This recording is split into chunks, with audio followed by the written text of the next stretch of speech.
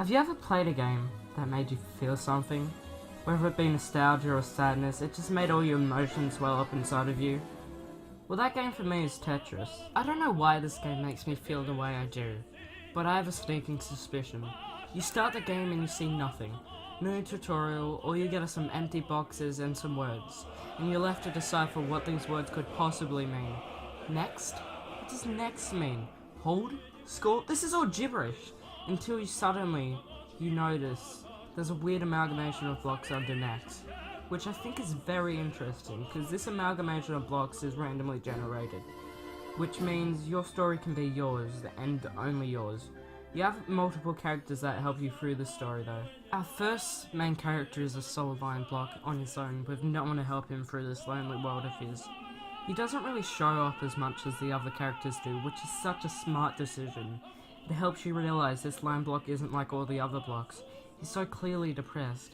He's skinny and shy, he could fit in great, but his own self-doubt hinders him in all the way.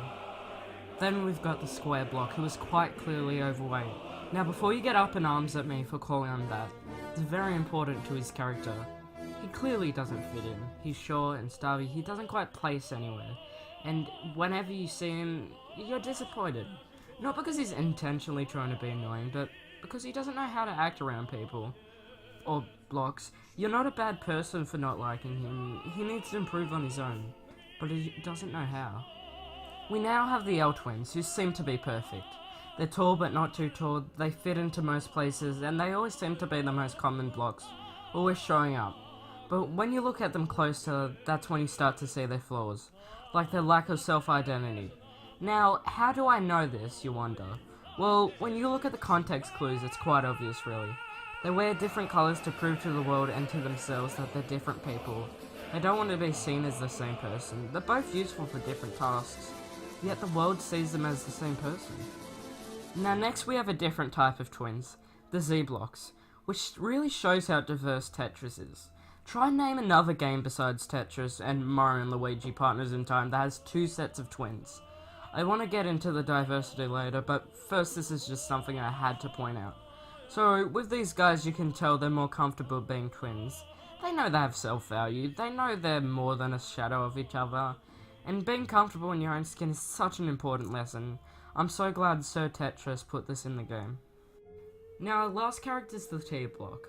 The T-Block is such a good character that he's won Character of the Year at the Game Awards 3 years in a row, which is pretty impressive, but it's kind of a no-brainer. The troubling yet emotional backstory of T-Block really sticks with you, which is truly a sign of a good character. Now, if you've played Tetris, you know the story of the T-Block. What I like is that the game doesn't outright hand-feed you this plot. It gives it to you through very subtle details, and if you pay attention, you'll be able to see the full plot. But for you simpletons out there, here's the gist of it. T-Block was an only child, quite a lonely child in fact.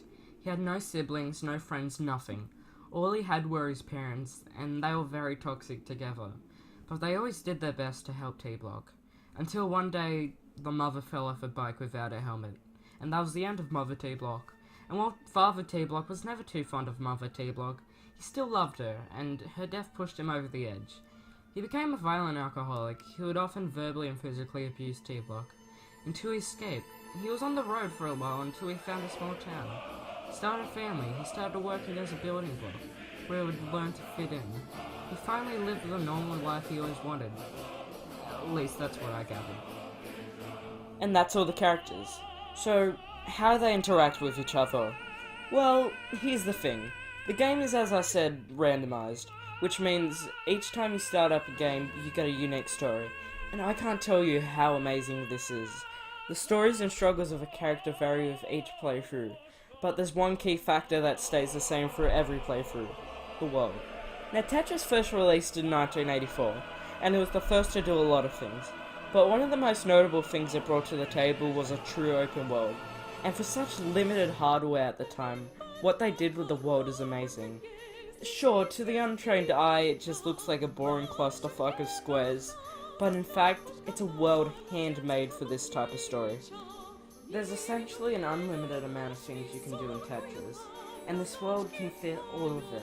You can go anywhere you want in this world at any time, and what makes that so amazing is that you can see everything straight away. But slowly you build up a story in this world, with the previously mentioned randomly generated story. This game is so impressive. It captures so much more than any other puzzle game or regular game for that matter, and it's all random. And you can play this game on any device. The geniuses behind this game made this a huge open world game, not only available on a mobile device, but a building, a business card, and a fucking pumpkin. Speaking of which, the people who made this game. I think everyone knows the story behind Tetris, but here's the background to anyone who doesn't know.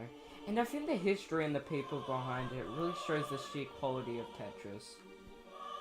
So I'm going to take you back to 1862. A young man named Abraham Lincoln was in office, but what the public didn't know about him at the time is that he invented the Game Boy, and the public wouldn't find out for a long time. So fast forward into 1989, popular gravedigger Clementus Sterling dug Abraham's grave, and found in his right pocket a fully functioning Game Boy, with the Tetris in it. Clementus then showed the government his findings, where they then put the console in a safe locked in the depths of the White House.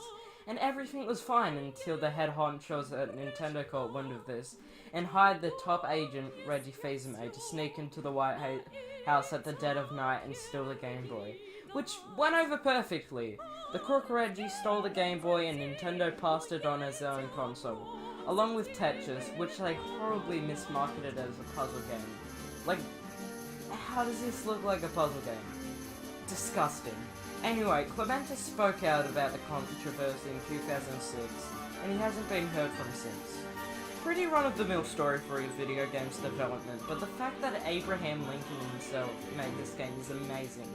This game was truly ahead of its time, and as we all know, Abraham Lincoln freed the slaves, which really shows considering how ahead of its time this game is, with an all-black cast and a myriad of different people from different walks of life. And that's Tetris.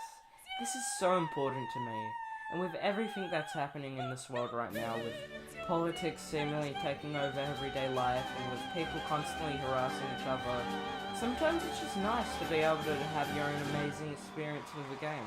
To see that it's not always going to be bad. How these simple Tetris blocks can unite to create something bigger than themselves. And while they all have problems, every single person does. And to see how they persevere through the toughest of times. Hell, this game made me into the 13-year-old man I am today. And I couldn't be happier to be talking about such an amazing game experience right now, in hopes that Tetris will give someone else the hope and happiness they need. Thank you for watching. Goodbye. Never was a Tetris boy. I was really coy, and nobody likes me.